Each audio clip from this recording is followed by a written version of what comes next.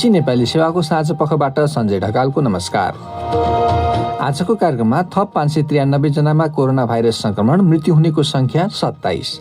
हालसम्म 1249 महिला र 10,506 पुरुष गरी जम्मा 11,755 जना संक्रमित हुनुभएको छ। सीमा विवाद हल गर्न नेपालले वार्ताको लागि ताकेता गरेको तर भारतले जवाफ नदिएको परराष्ट्र मन्त्रीको भनाई अनि नागरिकता विधेयक संशोधनले उब्जाएको विवादबारे एक बहस। कति वर्षमा नागरिकता आर्जन गर्ने हो, किस्तीमा राखेर नागरिकता पाइँदैन। एउटा वर्गले त्यो वैवाहिक अंगीकृत लिएला, तर यसले हामीलाई विवाद गर्नकै लागि यो व्यवस्था गरिएको हो भन्यो भने के हुन्छ। र अन्तर्राष्ट्रिय प्रसङ्गमा अमेरिकामा एकै दिनमा अहिलेसम्मकै उच्च 40,000 जनामा कोरोना भाइरसको संक्रमण।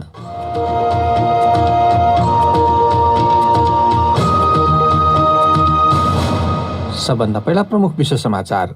प्रदीप बस्यालबाट समाचार सुन्नुहोस्। विश्व स्वास्थ्य संगठन WHO भनेको छ कोरोना भाइरससँग जुझ्नका लागि भन्दै 2 महिना अघि गरिएको एउटा अन्तर्राष्ट्रिय साझेदारीले आवश्यकताको 10% मात्र पैसा उठाउन सफल भएको छ, जसले गर्दा तत्काल जाँच, उपचार र खोपका साथै स्वास्थ्य प्रणालीहरू बलियो पार्नका लागि अझै $28 अर्ब अपुग हुनेछ। उक्त योजना निम्न तथा मध्यम आय भएका देशहरूलाई भाइरससँग जुझ्न सघाउन भन्दै ल्याइएको थियो।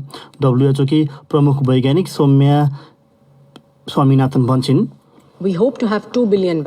हामीले सन् 2021 को अन्त्यसम्ममा 2 अर्बको संख्यामा खोप तयार हुने आशा गरेका छौँ, जुन विश्वभर विभेदरहित रूपले वितरण हुनेछ। आवश्यक पर्ने सक्दो धेरैमा पुग्ने त्यस खोपको अध्ययन र विकासलाई निकै गति दिनेछ।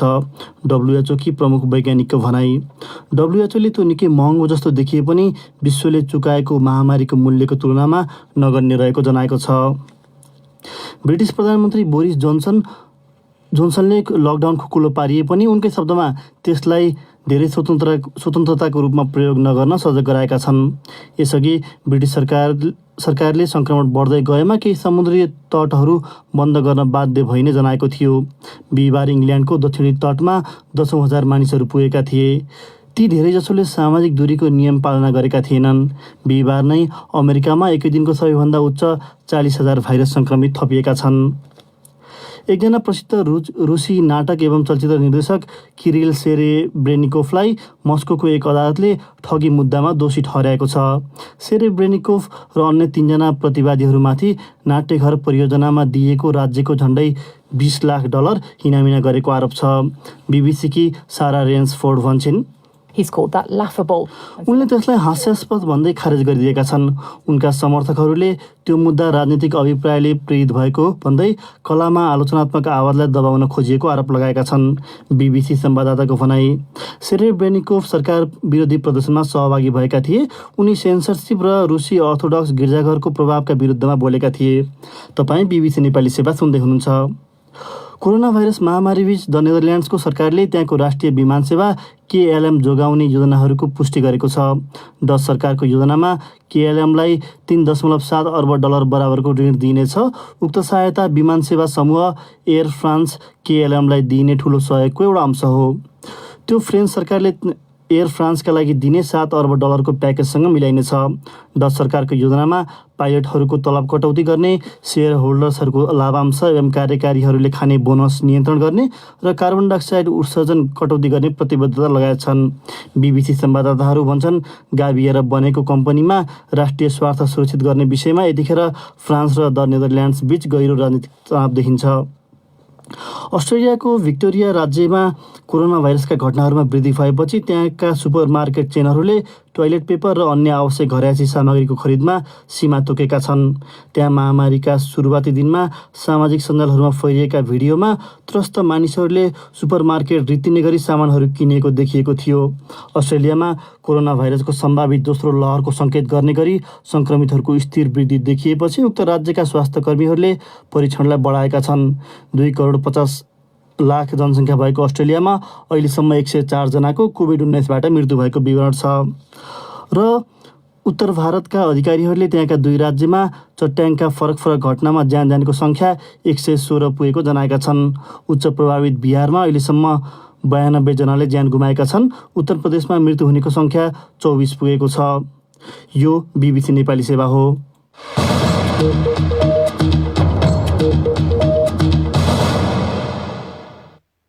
साँझ पखमा यहाँलाई स्वागत छ। आज एकै दिन 593 जना कोरोना भाइरस संक्रमित थपिएको स्वास्थ्य तथा जनसङ्ख्या मन्त्रालयले जनाएको छ। थप एकजनाको मृत्यु भएको पनि जनाइएको छ। एक रिपोर्ट। हरेक 2 दिनमा करिब 1000 जना नयाँ संक्रमित थपिने रफ्तारमा कमी आएको छैन।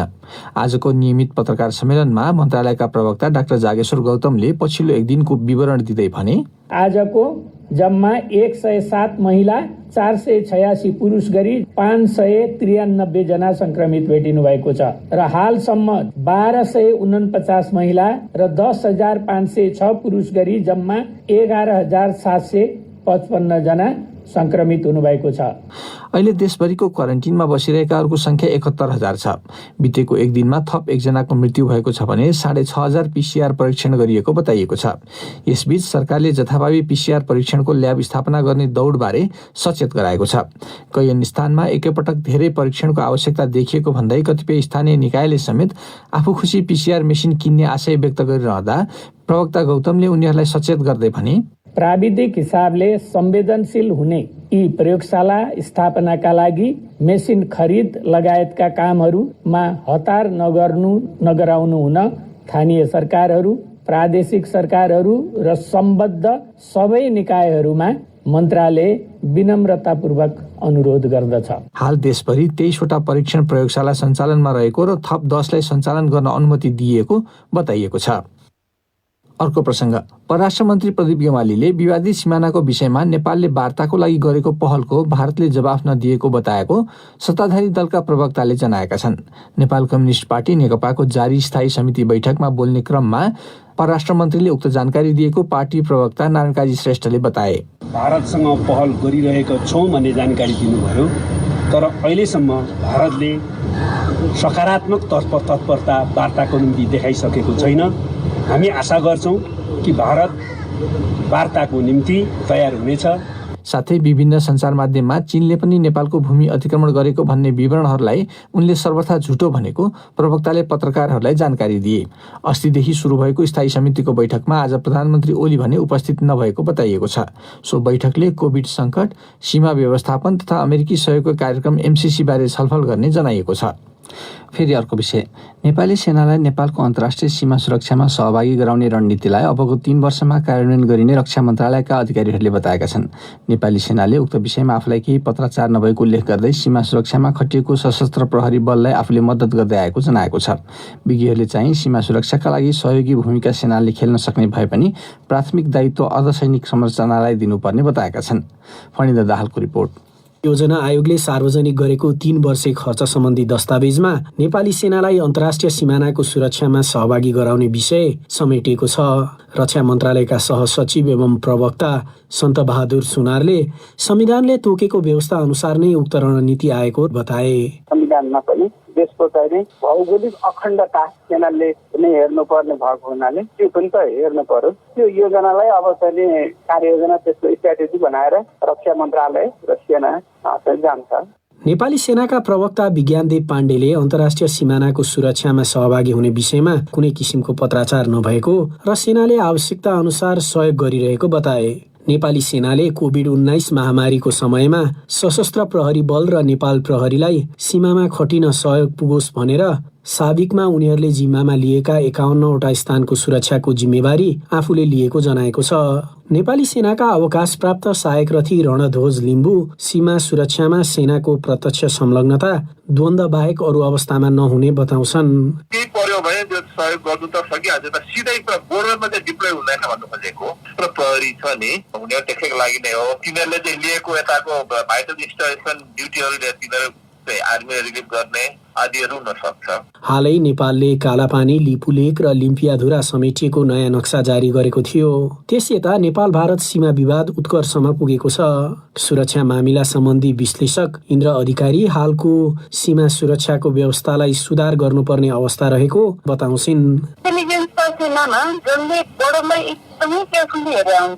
सपोर्ट गर्नुपर्ने कुरामा आफूले पाएको इन्फर्मेसन सेयर गर्ने कुरामा हामीलाई सहभागिता नै भनिन्छ। एक अर्थमा नेपालको 3 दिशामा भारतसँग 1751 किलोमिटर लामो खुला सीमा रहेको छ भने उत्तरतर्फ नेपाल र चीन बीच 1414 किलोमिटर सीमा रहेको छ। दुवै सीमा क्षेत्रमा करिब 130वटा सशस्त्र प्रहरी बलका सीमा सुरक्षा पोस्टहरू रहेका छन्। फणिन्द्र दाहाल, BBC, काठमाडौँ। अब अन्तर्राष्ट्रिय प्रसङ्ग। अमेरिकामा बिहिबार एकै दिनमा अहिलेसम्मकै उच्च 40,000 जनामा कोरोना भाइरसको संक्रमण देखिएको जोन्स हपकिन्स विश्वविद्यालयको विवरणले जनाएको छ। संक्रमण र अस्पताल भर्ना हुनेको पछिल्लो बढ्दो क्रमले टेक्सस, फ्लोरिडा र एरिजोना राज्यका जनजीवन पुनः खुकुलो पार्ने योजनामा धक्का पुग्ने ठानिएको छ। BBC विवरणमा आधारित रिपोर्ट प्रदीप बस्यालबाट। यसअघि 24 अप्रिलमा एकै दिन सबैभन्दा बढी 36,400 संक्रमित थपिएका थिए। अहिले अमेरिकामा विश्वमै सबैभन्दा उच्च 1,22,000 भन्दा बढीले कोरोना भाइरसका कारण ज्यान गुमाएका छन्। शीर्ष स्थानमै रहेर संक्रमितको संख्या समेत 24 लाख छ। अमेरिकाका स्वास्थ्य अधिकारीहरूले संक्रमितको वास्तविक संख्या बाहिर आएको भन्दा 10 गुणा बढी हुन सक्ने जनाएका छन्। सेन्टर्स फर डिजिज कन्ट्रोल CDCले 2 करोड भन्दा बढी अमेरिकीहरू कोरोना भाइरसबाट संक्रमित भएको हुन सक्ने जनाएको छ। त्यस्तो अनुमान देशभरबाट संकलन गरिएका रगतका नमुनाको आधारमा गरिएको हो, जुन भाइरससँग जुझ्न शरीरले बनाउने तत्त्व एन्टिबडीको अवस्था जान्नका लागि गरिएको थियो। अमेरिकामा पछिल्लो साता गरिएका परीक्षणमध्ये 10% भन्दा बढीमा संक्रमण देखिएको थियो। विश्वभरि छिट्टै कोरोना भाइरस संक्रमितको संख्या 1 करोड पुग्ने बताउँदै विश्व स्वास्थ्य संगठनले धेरै देशमा मेडिकल अक्सिजन अभाव हुन सक्ने भन्दै सचेत गराएको छ। नेपालका स्वास्थ्य अधिकारीहरूले पनि विश्व बजारमा त्यस्ता सामग्री अभाव भए नेपालमा पनि असर पर्ने बताएका छन्। थप विवरण प्रदीप बस्यालबाट। शुक्रराज ट्रपिकल तथा सरुवा रोग अस्पतालमा नेपालमा सुरुमा संक्रमित फेला पर्ने बित्तिकै अक्सिजनको आवश्यकता बढ्ने आकलन गरिएको थियो। लकडाउनका बेला अक्सिजन प्लान्ट राख्न नसकिए पनि त्यसको विकल्पको रूपमा ठूलो लिक्विड सिलिन्डर किनेर अस्पताललाई आवश्यक पर्ने कृत्रिम अक्सिजनको जोहो गरिएको अस्पतालका प्रवक्ता डाक्टर अनुप वास्तोलाले बताए। अन्यथा कन्सन्ट्रेटर नामक उपकरण प्रयोग गरेर हावाबाट अक्सिजन सङ्कलन गर्दै तिनको प्रशोधन गरेर चिकित्सकीय प्रयोजनको अक्सिजन तयार हुन्छ। तर काठमाडौँभित्रै र उपत्यका बाहिरका साना अस्पतालमा भने अक्सिजनको ठूलो अभाव हुन सक्ने चिकित्सक एवं अधिकारीहरूको चिन्ता छ। त्यस्ता साना अस्पतालका लागि सिलिन्डरकै आवश्यकता पनि बढ्ने अधिकारीहरू बताउँछन्। स्वास्थ्य मन्त्रालयका सहप्रवक्ता डाक्टर समीर कुमार अधिकारी भन्छन्, हामी कहाँ अहिलेसम्म देखिएको घटनाको आधारमा धेरथोर व्यवस्थापन गर्न सकिन्छ भन्ने हो, पुग्छ भन्ने चाहिँ छैन।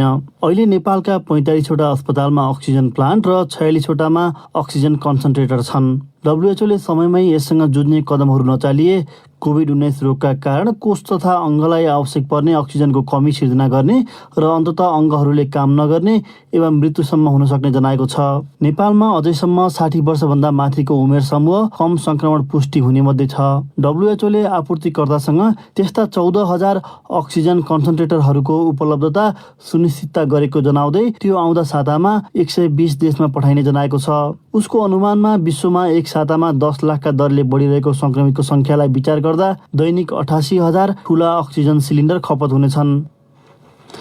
आज शुक्रबार। अब प्रस्तुत छ साप्ताहिक कार्यक्रम BBC बहस।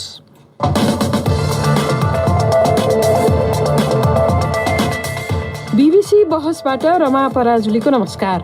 नेपालीसँग बिहे गर्ने विदेशी महिलाले नेपाली नागरिकता लिन 7 वर्ष कुर्नुपर्ने प्रावधान राख्ने व्यवस्था गरिएको विधेयक पारित गर्ने प्रक्रिया सत्तारूढ दल नेकपाले अगाडि बढाएपछि त्यसको विषयवस्तुमाथि विवाद चर्किएको छ। नागरिकता नपाउन्जेल परिचय पत्रको व्यवस्था गर्ने पनि विधेयकमा प्रस्ताव गरिएको छ। तर नागरिकता सम्बन्धी उक्त व्यवस्थाले महिला र पुरुषलाई समान व्यवहार नगरेको एक थरीको आवाज छ। अर्को मधेसी समुदायमा खाइपाए आएको व्यवस्था खोसिन लागेको भन्दै असन्तुष्टि प्रकट भएको छ। मुख्य विपक्षी नेपाली काङ्ग्रेस लगायतले विरोध जनाएका छन्। नागरिकताको प्रस्तावित व्यवस्थाबारे बहस गर्न हामीसँग टेलिफोन सम्पर्कमा हुनुहुन्छ संवैधानिक कानूनका ज्ञाता विपिन अधिकारी र कानूनविद तथा नेपाली काङ्ग्रेसका सांसद राधेश्याम अधिकारी। राधेश्यामजी, तपाईँ नयाँ प्रस्तावित व्यवस्थाबारे के भन्नुहुन्छ? तपाईँले भन्नुभएको कुरा संविधान निर्माण गर्दाको बखतमा पनि उठ्यायो। बुहारीले पाउने हक छोरीले पाउने कि नपाउने, अथवा छोरीले विदेशीसँग बिहा गर्यो भने उसको श्रीमानले पनि त्यही हक पाउने कि नपाउने भन्ने एउटा प्रश्न। 7 वर्षको सीमाङ्कन गर्ने कि नगर्ने भन्ने पनि त्यति बेलाकै प्रश्न। 19 सालदेखिको 47 साल संविधान हुँदै 63 सालको संविधान जो सबै राजनीतिक दलहरूले एउटा प्रक्रिया अन्तर्गत चाहिँ मन्जुर गरेका छन् त्यसैलाई निरन्तरता दिने हो अहिलेको बेलामा भनेर 72 सालको संविधानमा अन्तिम निचोडमा पुग्या हो। यसमा मूल मर्म विपरीत भयो। महिला र पुरुषलाई समान भनिएको छैन भनिएको छ भन्छन् मान्छेहरूले। भन्नुभएको कुरा हामीसँग दुईटा विकल्प छ कि संविधानै संशोधन गर्नु पर्यो कि होइन भनेदेखि वैवाहिक अंगीकृत नागरिकताको बाहेक अर्को पनि व्यवस्था छ त्यसमा कि चाहिँ दुई किसिमको अंगीकृत नागरिकता हुन्छ भनेर हामीले व्याख्या गर्न सक्नु पर्यो र त्यस अनुसार चाहिँ दिनु पर्यो समान बनाउने हो। विपिनजी तपाईले चाहिँ कसरी हेर्नुहुन्छ यो मूल मर्म विपरीत भयो भनेर अहिले धेरै मान्छेले कुरा उठाइरहेछन्? संविधानमै लेखिएका कुराहरूमा यदि टीका टिप्पणी छ भने अब त्यसको जिम्मेवारी संविधान सभाले लिनुपर्छ।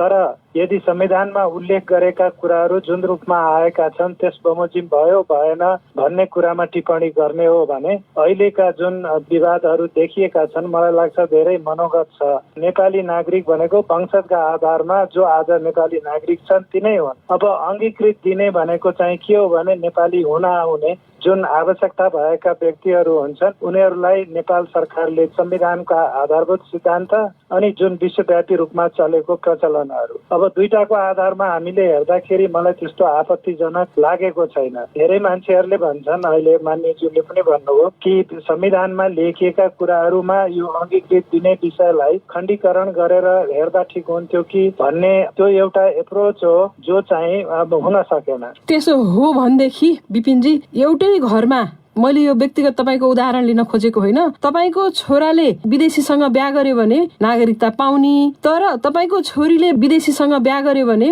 नागरिकता नपाउने भन्ने जुन व्यवस्था भयो असमान भयो भनेर महिलावादीहरूले अथवा यस्तो खालको व्यवहारिक समस्या परेकाहरूले उठाउँदै आएका छन्। त्यो कुरा जायज होइन उसो भए? छोरा होस् छोरी होस् बुहारी होस् या ज्वाइँ होस् त्यो समानतालाई हामीले एउटा आधारभूत सिद्धान्तका रूपमा स्वीकार गर्नु पर्दछ किनभने त्यो एउटा मानव अधिकारको विषय पनि हो। तर त्यो समानता भनेको देशका जुन भूमिपुत्रहरू भूमिपुत्रीहरू छन् उनीहरूले संविधान अन्तर्गत पाएका अधिकार आजकै मितिदेखि मैले पाउनु पर्दछ भन्ने कुरो चाहिँ होइन। कतिपय देशहरू छन् जसमा तपाईँ जिन्दगीभरि त्यहाँ बस्नुभयो भने पनि नागरिकता पाइँदैन। कति वर्षमा नागरिकता आर्जन गर्ने हो किस्तीमा राखेर नागरिकता पाइँदैन। नागरिकता आर्जन गर्नुपर्छ भन्नुको अर्थ विवाह गरेर आएकी बुहारी या ज्वाइँले नेपालमा रोजगार व्यवस्था गर्न नपाउने लेनदेन गर्न नपाउने समाजसेवा गर्न नपाउने ऋण लिन नपाउने खर्च गर्न नपाउने या उच्च शिक्षामा भाग लिन नपाउने वा स्वास्थ्य लाभ लिन नपाउने भन्ने होइन। त्यो त सबै व्यवस्था उसले पाउँछ खालि नागरिकताका लागि चाहिँ पर्खिनु पर्ने भन्ने मात्र हो। राधेश्यामजी नयाँ प्रस्तावित व्यवस्था अनुरूप छोराले विदेशी बिहे गरेर ल्याए 7 वर्षपछि नागरिकता पाउने तर छोरीले विदेशी विवाह गरे ती पुरुषले नागरिकता नपाउने। त्यसरी विदेशी बिहा गरेर ल्याएका छोराका बच्चा वंशज हुने तर छोरीले विदेशी बिहे गरेर सन्तान जन्माए त्यस्ता सन्तान अंगीकृत हुने पुस्तौंसम्म यस्तो विभेद हुने व्यवस्था कायम गर्ने हो भने राम्रो हुँदैन भनेर मान्छेहरूले औल्याएका छन्। तपाईले कसरी हेर्नु भएको छ यसलाई? जुन विधेयक छ त्यसलाई नै तपाईले ध्यानमा राखेर भन्नुभएको कुरा सही हो। त्यो व्यवस्था त असमानतामुखी भएन र? असमान व्यवस्था गरेकै छ। त्यसो गर्न पाइन्छ? त्यो असमानता केले गर्यो भन्नु भने संविधानले नै गर्यो क्या। भनेपछि संविधानले एकातिर महिला र पुरुष बराबर भन्ने अर्कोतिर असमान व्यवस्था गर्ने मिलेन नि? हो संविधानको समानताको व्यवस्थालाई काट्नकै लागि नागरिकतामा चाहिँ असमान व्यवस्था गरिएको होइन भने यदि यो नागरिकताको खाली कानुन मात्रै बनाएको संविधानमा नागरिकता सम्बन्धी व्यवस्था नभएका धेरै मुलुकहरू छन् नि कानुनले मात्रै पनि बनाउन सकिन्छ। त्यस्तो अवस्थामा भएको भएदेखि समानताको हक आकर्षित गर्नु छ जुन तपाईँले अहिले भनिरहनु भएको छ। तर यहाँ त के छ भने संविधान बनाउँदाखेरि नेपालका सबै राजनीतिक दलहरू बसेर एउटा प्रक्रियामा सामेल भए तिनले एउटा चाहिँ निष्कर्षमा पुगे नेपालको आवश्यकता अहिले यति हो भन्ने कुरा तय गरे र त्यो तय गरेको कुरामा चित्त बुझ्दैन चित्त बुझेको छैन। त्यो बेलामा पनि चर्चामा थियो मैले सुरुमा पनि भनेको थिएँ यो प्रश्न पनि त्यतिखेर पनि उठेको थियो। त्यो उठ्दा पनि त्यो कुरालाई अहिले चाहिँ नहेर्ने भनेर नै छोडेको हुनाले संविधानमा भएको व्यवस्थाले गरेको असमानतालाई कानुनले अहिले बनाएर चाहिँ समान बनाउन चाहिँ सकिन्छ कि सकिँदैन भन्ने प्रश्न चाहिँ हो। अब विपिनजी नागरिकताको कुरा उठ्दा जहिले पनि आफूलाई अपहेलित आफूमाथि प्रहार भएको ठान्ने एउटा समुदाय छ। त्यो समुदायले चाहिँ जहिले पनि भन्ने गर्छ कि हामी माथि भेदभाव भएको छ। हामीले पनि बीबीसीमा धेरैपल्ट छलफल गरेका छौँ। अहिले जे व्यवस्था गरिँदैछ त्यसले अब समाज विग्रह हुन्छ विखण्डनतिर जान्छ हामीलाई यस्तो व्यवस्था गर्न लाग्यो भनेर उनीहरूले असन्तुष्टि जाहेर गर्न थालिसके। कुनै समुदायले त्यस्तो सोचेको छ भनेर त्यसरी सोच्नुपर्ने अवस्था छैन जस्तो लाग्छ। सबैले नेपालमुखी हुनुपर्छ छ। हामीले त अझ अमेरिका बेलायत जस्तो कडा व्यवस्था गरेका छैन। यदि त्यो गर्नु भएन भने त्यसको अर्थ के हुन्छ भने देश कुरेर बस्ने जो नेपाली नागरिक छन्, जुन वंशजका आधारमा छन्, जसले धुलो माटो गरेको छ, यी हुर्किएका छन्, मैले अघि भुइँपुत्र भुइँपुत्री भने, उनीहरू र अन्य मान्छेलाई तपाईँ तत्कालै तातै आजैका मितिमा कसरी बराबरी गर्न सक्नुहुन्छ? अब तपाईँले भन्न खोजेको स्पष्ट रूपमा मधेसीको हकमा भनेको म पनि एउटा मधेसी नै हो, जन्मको हिसाबले पनि आफ्नो पठन पाठनको हिसाबले पनि। तर मलाई के लाग्दछ भने इस्यु मधेसीको मात्र होइन, धेरै नेपालीले मेची पूर्व पनि चाहिँ बिहेबारी चलाएका छन्, त्यस्तै महाकाली पश्चिम पनि बिहेबारी चलाएका छन्, त्यो पनि पहाडे समुदायमा र आज युरोप अमेरिकामा पनि भइरहेको छ। केही मधेसीहरूको हकमा भारतसँग पनि भएको छ। हामी कसरी नागरिकताको इस्युलाई हल गर्ने ताकि भइरहेका नेपालीहरू जस्तै अरूले पनि केही न केही देशका प्रति लोयल्टी देखाउन् भनेर। यदि म देश छोडेर जान्छु, अर्को देशमा पुग्दछु भने त्यतिसम्म त मैले गर्नु पर्दछ, पर्खिनु पर्दछ। र जस्तो अहिले 7 वर्ष प्रावधानको कुरा छ महिलाको हकमा भनेर, मलाई लाग्छ पुरुष र महिलामा फरक गर्नु हुँदैन। 7 वर्ष राखे पनि, 8 वर्ष राखे पनि, 10 वर्ष राखे पनि समान व्यवहार चाहिँ गर्नु पर्दछ, किनभने त्यो अन्तर्राष्ट्रिय मापदण्ड पनि हो। मलाई लाग्दैन यो कसैप्रति लक्षित छ भनेर, किनभने नेपाल स्वतन्त्र भइराख्नु र नेपालीको नियन्त्रणमा सदा सर्वदा हुनु त्यो नेपालीको हकमा छ। अमेरिकीले सोध्छन्, बेलायतले सोध्छन्, हामीले नसोच्ने। सदियौंदेखि नेपालमा चल्दै आएको त्यही हो। अघि राधेश्यामजीले भन्नुभयो 2019 देखि त संविधानमै व्यवस्था गरेर त्यो तुरुन्त दिँदाखेरि 60 वर्ष भयो, त्यो व्यवस्था गर्दाखेरि केही बिग्रा त देखिँदैन। सुरुमा बिग्रेको हो। नागरिकता त्यसरी दिइँदैन। संसारमा सबैभन्दा नजिक मानिने भनेको बेलायत र अमेरिकाका बीचमा पनि एउटा स्तर त छ नि त। त्यो त हाम्रो एकदम नजिकका चाहिँ देशहरूसँगको सम्बन्धमा पनि केही कानुनी पक्ष त हुन्छ नि, होइन भने हाम्रो जुन व्यवस्था छ त्यो भारतमा किन भएन, भुटानमा किन भएन, पाकिस्तानमा किन भएन, श्रीलङ्कामा किन भएन, हाम्रोमा मात्र किन हुनु पर्थ्यो? किनभने यसरी नै बगेर हो नि त, बकिनु हुँदैन। हामीले अन्याय गर्नु हुँदैन, कानुनको शासनको प्रत्याभूति हुनु पर्दछ, तर सही कुरा पनि हुनु पर्दछ ताकि भविष्यका लागि यो देश नेपालीको जुन चाहिँ एउटा अधिकार छ त्यो दाबी गर्नेले अलिकति परीक्षण कालमा बसोस् भन्दा यत्रो आपत्ति सोचिनु हुँदैन। राधेश्यामजी, सदियौंदेखि खाइपाई आएको अधिकार सकारात्मक, अझ बढी अग्रगामी, अझ बढी राम्रोतिर चाहिँ लान मिल्छ, तर पाइरहेको अधिकार खोज्न मिल्छ? कानुनले के भन्छ? पहिलो यो 11को 6 जुन व्यवस्था छ वैवाहिक अंगीकृत नागरिकताको, त्यसमा लेखिएको भाषा तपाईले राम्रोसँग हेर्नुभयो भने के देख्नुहुन्छ भने नेपाली नागरिकसँग वैवाहिक सम्बन्ध कायम गरेकी विदेशी महिलाले चाहेमा र संघीय कानुन बमोजिम नेपालको अंगीकृत नागरिकता लिन सक्नेछ भनेपछि चाहनु पर्ने पनि विदेशी महिलाले हो, प्राप्त गर्ने पनि उसैले। त्यसकारणले गर्दाखेरि मैले यहाँ राज्यको भूमिका भन्दा पनि बढी त्यो विदेशी महिला जो वैवाहिक नागरिकता लिन चाहन्छन्, अंगीकृत नागरिकता लिन चाहन्छन्, उनको अधिकारलाई बढ्ता सुनिश्चित गरेको म देख्दछु संविधानको भाषा अनुसार। त्यही भाषा 63 सालमा पनि छ, त्यसमा प्रचलित भनेको थियो, यसमा संघीय कानुन भनेको छ। अर्को कुरा, हामीलाई अहिले संविधानलाई स्वीकार्य बनाउने कि नबनाउने भन्ने ठुलो चुनौती छ। किन भन्नुहुन्छ, एक थरी मानिसहरूले जहिले पनि यो संविधान चाहिँ अपुरो छ, अधुरो छ भनि नै राखेको छ। त्यसमाथि पनि हामीले यस्तो न्यारो मतलब अलिक साँगुरो किसिमले हामीले चाहिँ यदि व्याख्या गर्यौँ भने यसले समस्या उत्पन्न गर्छ भन्ने मलाई लाग्छ। तेस्रो कुरा, यो मुलुक विविधताको मुलुक हो, कानुन सबैको लागि त हो, तर यदि एउटा वर्गले, एउटा ठुलो समुदायले यसमा चाहिँ मान्छे 5000 होलान्, 2000 होलान्, 3000 होलान् जो वैवाहिक अंगीकृत लिएलान्, तर यसले हामीलाई विभेद गर्नकै लागि यो व्यवस्था गरिएको हो भन्यो भने के हुने? अब चौथो कुरा, यसमा के भनियो भन्दाखेरि विदेशको महिलाले अंगीकृत नागरिकता लिने हो, तर 7 वर्षको जो म्याद थप्ने कुरा छ नि, त्यो सारभूत कुरा हो भन्ने मलाई लाग्छ। यो सारभूत कुरा चाहिँ त्यसरी राख्न पाइन्छ कि पाइँदैन कानुन बनाएर भन्ने कुरा चाहिँ सर्वोच्च अदालतले व्याख्या गर्नु पर्यो भने यसलाई कसरी गर्छ? यो सारभूत कुरा हो कि होइन? 7 वर्षको म्याद थप्ने भन्ने कुरा चाहिँ यो त संविधानमा लेखिएको छैन। र मैले अघि पनि भने संविधान निर्माण गर्दाको अवस्थामा पनि 7 वर्ष राख्ने भन्ने कुरा उठाए, तर राखिएन। अब अहिले लिएर आएर चाहिँ कानुनमा छिराएर चाहिँ यो चाहिँ जानुहुन्छ कि हुँदैन भन्ने पनि प्रश्न छ। र अर्को एउटा पनि यससँग जोडिएको कुरा छ, तपाईँले यदि 289 को 2 मा हेर्नुभयो भने, मैले कानुनलाई अलिकति बुझ्ने गरेर भनौँ, वैवाहिक अंगीकृत नागरिकता 5 वर्षपछि मात्रै संवैधानिक पदमा त्यो तोकिएको पदमा जाने पाउँदैनन्, जुन बाँकी पदमा पनि जाने कुरा हो त्यसमा पनि 5 वर्षपछि हुन्छ भनेको छ। यदि यो 7 वर्षपछि नागरिकता पाउने भयो भने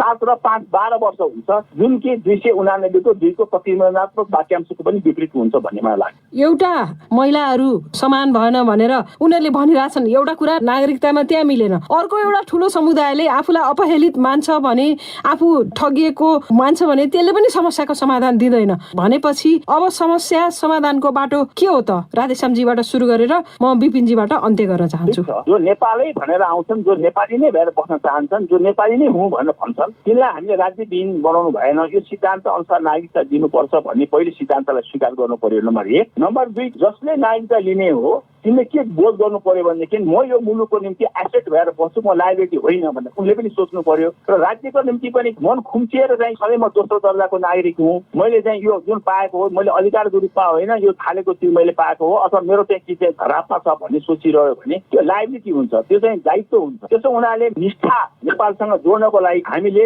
दिनुपर्नेलाई दिइसकेपछि तिनलाई कन्डिसनै गर्नु हुँदैन भन्ने मेरो दृष्टिकोण छ। भनेको अझ प्रश्न भनिदिनुहोस् न। तपाईँ 2टा प्रश्न राख्नु भएको छ। एउटा महिला र पुरुषको बीचको समानता गर्ने कसरी भन्नुभएको छ, त्यसको निम्ति अंगीकृत नागरिकतामा हामीले अहिले पनि व्यवस्था गर्न सक्छौँ। जहाँसम्म संविधानले दिएकै कुरा छ विदेशको महिलाले चाहिँ अंगीकृत नागरिकता लिने कुरा, तिनको मन खुम्चिने गरेर यदि हामीले नागरिकता बनायौँ भनेदेखि ती भोलि हाम्रो निम्ति अनुकूल हुन्छन् कि प्रतिकूल हुन्छन् त्यो कुरा पनि सोच्नुपर्छ। तिनले त पाउँछन्, तर पाउने कुरा पनि के छ भने हामीले साह्रै कन्डिसन गरेर दिनु चाहिँ हुँदैन भन्ने मान्नु। सैद्धान्तिक रूपमा मेरो सहमति छ त्यसमा, तर त्यो सिद्धान्तलाई कायम गर्ने हो भने जुन अहिले 7 वर्षको व्यवस्था गरिएको छ त्यो अतिशयोक्ति भन्ने मलाई लाग्दैन। तर त्यो पुरुषका लागि पनि र महिलाका लागि पनि हामी समान किसिमको व्यवस्था राख्नु जरुरी हुन्छ।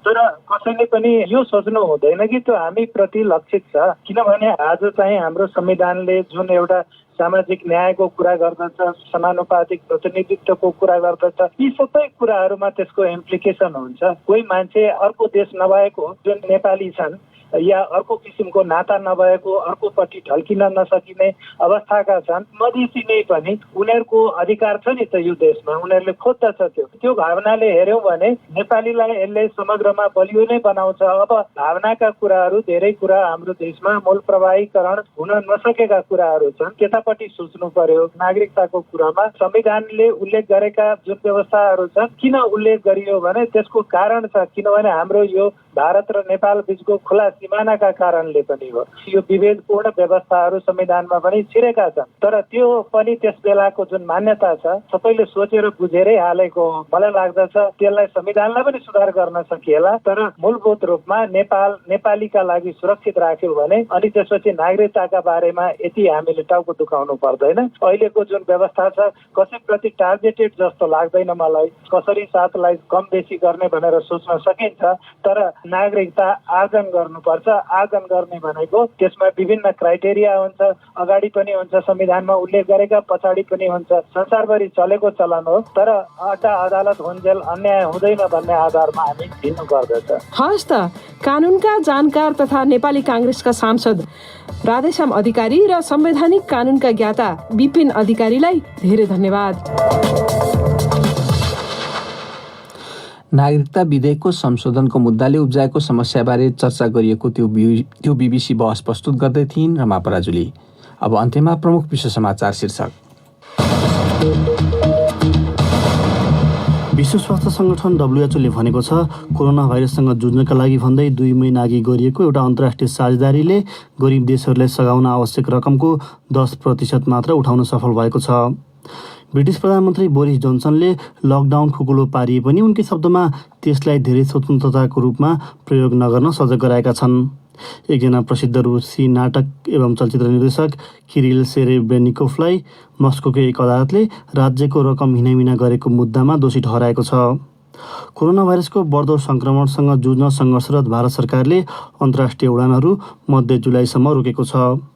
अस्ट्रेलियाको भिक्टोरिया राज्यमा कोरोना भाइरसका घटनाहरूमा वृद्धि भएपछि त्यहाँका सुपरमार्केट चेनहरूले टोयलेट पेपर र अन्य अत्यावश्यक ग्राहक सामग्रीको खरिदमा सीमा तोकेका छन् र उत्तर भारतका अधिकारीहरूले त्यहाँका 2 राज्यमा चट्याङका फरक घटनामा ज्यान गुमाउनेको सङ्ख्या 116 पुगेको जनाएका छन्।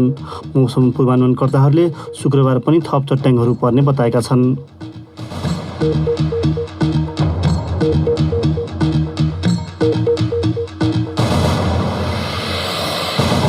हस् त यसका साथै BBC नेपाली सेवाको साँझ पख यहीँ सकिन्छ। हामीलाई चाहिँ सोमबार बिहान 7:15 बजेसम्मका लागि बिदा दिनुहोस्। नमस्कार।